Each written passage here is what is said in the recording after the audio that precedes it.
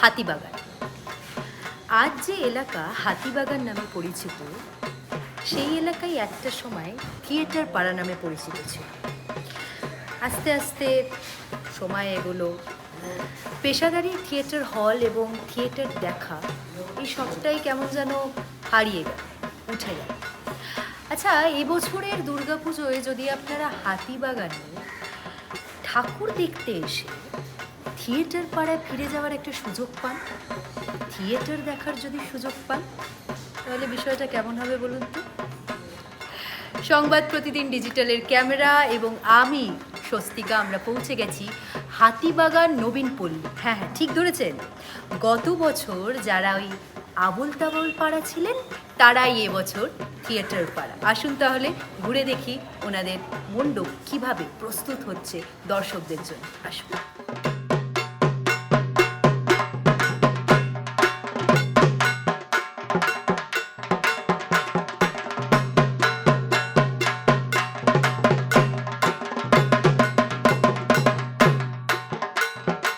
এই মুহূর্তে আমি যেখানে দাঁড়িয়েছি, আমার আশেপাশে কিন্তু বহু পুরনো থিয়েটারের পোস্টার রয়েছে। ঠিক কিভাবে ওনারা এই থিমটাকে জীবন্ত করে তুলছেন, সেটা আসুন না আমরা সরাসরি বিস্তারিত সৃজন শিল্পীর মুখেই শুনে নিই। নমস্কার দাদা, এই বিষয় ভাবনাটা একটু যদি আমাদের সংবাদ প্রতিদিন ডিজিটালের দর্শকদের আপনি বলেন। বিষয় ভাবনাটা আমরা এসছি এখানে হাতিবাগান অঞ্চলে আসার পরেই আমার মনে হচ্ছে যেন এই অঞ্চলটা নিয়েই তো একটা কাজ করা যেতে পারে। মানে মূলত এই ধরনের যে কমার্শিয়াল থিয়েটার, এই ধরনের থিয়েটার এখানেই মূলত হয়। তো সেক্ষেত্রে এখানে হলগুলো সমস্যা ভেঙে পড়েছে এবং আমার কাজের একটা বিষয়, একটা ধারা যদি দেখি, এই ধরনের কনস্ট্রাকশন বেশ কাজ আমি করতে পছন্দ করি। তখন থেকে আমার মাথায় আসে যে এই ধরনের হলগুলো যখন ভাঙা হয়ে গেছে, তখন এই বিষয়টাকে নিয়ে একটা কাজ করে কাজ করা যেতে পারে এবং এর পুরনো একটা ইতিহাসকে তুলে ধরা যেতে পারে। এই জায়গা থেকে এখানে রিসার্চ শুরু করি, বিভিন্ন মানুষের সঙ্গে কথাবার্তা বলি। বিশেষ করে এখানকার যে পাড়ার লোকেরা, তারা কিন্তু আমাকে অনেক ইনফরমেশান দিত, প্রচুর সারা বছর ধরে ইনফরমেশান দিত। তারই একটা ফল হিসেবে আমরা এখানে দেখতে পাবো। বিষয় ভাবনা ভাবতে গেলে যে বিষয়গুলো, কন্টেন্টগুলো লাগে, সেগুলো কি আপনি উদ্যোক্তাদের থেকেই পেয়েছেন? একদম উদ্যোক্তাদের থেকে পেয়েছি এবং এখানকার বহু মানুষ আছেন যারা কিন্তু এই ধরনের সঙ্গে জড়িত ছিলেন একটা সময়, মানে তারা অনেক বয়স হয়ে গেছেন, তাদের কাছ থেকে বিভিন্ন ইনফরমেশন আমরা জোগাড় করেছি এবং করতে করতে তারপর একটা জায়গায় এসে আমরা একটা রূপ ধারণ করেছি। সেটাই একটা ছবি আপনারা দেখাচ্ছি। এবং এটা কি আপনার প্রথম বছর অ্যাজ সৃজন শিল্পী হাতিবাগান নবীনপল্লী? হাতিবাগানেই প্রথম। আচ্ছা, তো এক্সপিরিয়েন্সটা কেমন? মানে এক্সপিরিয়েন্স বলতে একটা সহযোগিতা তো আছেই, মানে যেহেতু এরা খুব ইনভলভমেন্ট এদের মধ্যে আছে, প্রত্যেকের মধ্যে একটা ইনভলভমেন্ট আছে, সেটাকে আমি কাজে লাগানোর চেষ্টা অবশ্যই করবো এবং সেই জায়গা থেকে একটা ভালো কাজ অবশ্যই আশা করবো যে একটা ভালো কাজ হতে পারে। গত বছরের ক্রেজ, গত বছরের ভালোবাসা, গত বছরের পাগলামি, কোথাও গিয়ে কি এটা ভীষণ চ্যালেঞ্জিং যে এই বছর দর্শকরা কি সেই ক্রেজেই আসবেন, নাকি নতুন কিছু দেখার জন্য আসবেন? মানে অল টোটাল একটা নার্ভাসনেস কি কাজ করছে? একদমই না। আমরা অ্যাকচুয়ালি যেটা করছি, আমি ওইভাবে ভাবিও না। আমরা কাজটা করার সময় কাজ করি এবং মানুষ দর্শক কীভাবে নিচ্ছে সেটা তার উপরেই ছেড়ে দিই, প্রত্যেকটা মুহূর্ত তাদের উপরেই ছেড়ে দিই। সুতরাং আমার মনে হচ্ছে এটা একটা ভালো জায়গায় যাবে, যেহেতু একটা সাইড স্পেসিফিক কাজ এবং সেই জায়গা থেকে অবশ্যই একটা ভালো একটা আশা নিয়ে আসবে তারা এবং অবশ্যই গতবারের ফ্লেভারটা এখানে পাবে এবং সেই জায়গা থেকে আমার মনে হয় একটা ভালো কাজ হওয়ার যেতে পারবে। এবং কোথাও গিয়ে মনে হচ্ছে যে এবছর যেমন আমরা আবোল তাবোল করছি, পরের বছর যখন আবারও কোনো বিষয় ভাবনা নিয়ে নতুন থিম আসবে, তখন কি আমরা থিয়েটার পাড়া করবো? সেই চ্যালেঞ্জটা রয়েছে। হতে পারে, সেটা তো সময় বলে দেবে। আমার কাছে এটা বলার কোনো বিষয় না, তবে সময় বলে দেবে, হতে পারে, সেটা একটা হতে পারে।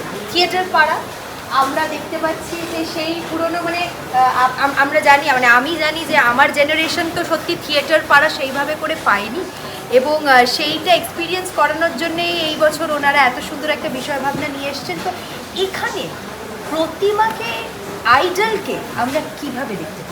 এখানে আমরা একদম প্রথমে যদি শুরুতে চলে যাই, যে তখন দেখা যাবে যে নটি বিনোদিনী নিয়ে আমরা অনেক থিয়েটার দেখেছিলাম, তারই একটা পার্ট আমরা ঠাকুরের মধ্যে প্রভাবটা দেখতে পাবো এবং আমরা শেষ থেকে আবার শুরুটা শুরু করি। কেন নটি বিনোদিনী? কেন নটি বিনোদিনী? যেহেতু আমরা সেই সময় থিয়েটার একটা নটি বিনোদিনীর একটা সময় থেকে জেনারেশন দিয়ে শুরু হয়েছিল এবং আমরা চাইছি যে শেষ এন্ডটাকেও ওইখান দিয়ে শেষ করি আর কি। সেই জায়গা থেকে আমরা নটি বিনোদিনীকে দেখানোর চেষ্টা করি।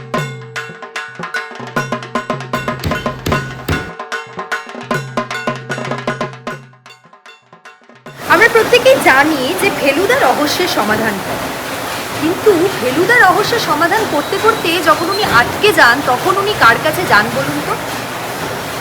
সিধু জেঠুর কাছে যান উনি।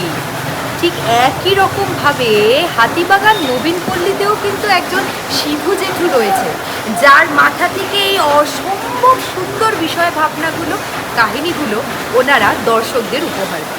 তাহলে আসুন আমরা কথা বলে নিই দীপ্ত ঘোষের সাথে। নমস্কার দাদা। এই বছর থিয়েটার পাড়া কেন? সবার আগে বলি যে থিয়েটার পাড়ার আগে এই যে পাড়া কথাটা রয়েছে, এই পাড়াটা আবার মাথায় ভীষণ ঘুরতে থাকে পুজোর পরেই। তো আমরা থিয়েটার নিয়ে কাজ করব ভেবেছিলাম, কিন্তু নামটা কী হবে? থিয়েটার পাড়ার অন্য নামও হতে পারে, কিন্তু আমাদের সবার আগে আমাদের মাথায় আসে এই নাম থিয়েটার পাড়া। যেরকম আপনি বললেন কেন থিয়েটার পাড়া, আপনি যদি শ্যামবাজার থেকে আপ টু রাজকৃষ্ণ স্ট্রিট বা স্কটিশ চার্চ স্কুল অবধি যান, আপনি দেখবেন এখানে অনেকগুলো সিনেমা হল ছিল, অনেকগুলো থিয়েটার হল ছিল, কিন্তু কালের যুগে বা কালের নিয়মে আজকে আর একটাও নেই। স্টার আছে কিন্তু সেখানে থিয়েটার হয় না, থিয়েটার হয়।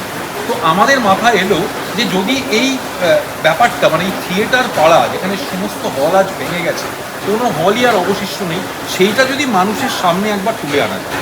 যেহেতু দুর্গাপুজো একটা বিরাট বড় প্ল্যাটফর্ম, তো আমরা চাইলাম যে অ্যাটলিস্ট ভবিষ্যৎ প্রজন্ম জানুক যে হাতিবাগান অঞ্চলে থিয়েটার পাড়া বলে একটা কিছু ছিল, এবং সেখানে কত মানুষ অভিনয় করেছিলেন, এবং অভিনয় করেছিলেন শুধু বলবো না, শুধু থিয়েটার প্রেমী মানুষ নয়, কত প্রযুক্তিগতভাবে কত লোকও এখানে কাজ করে গেছে।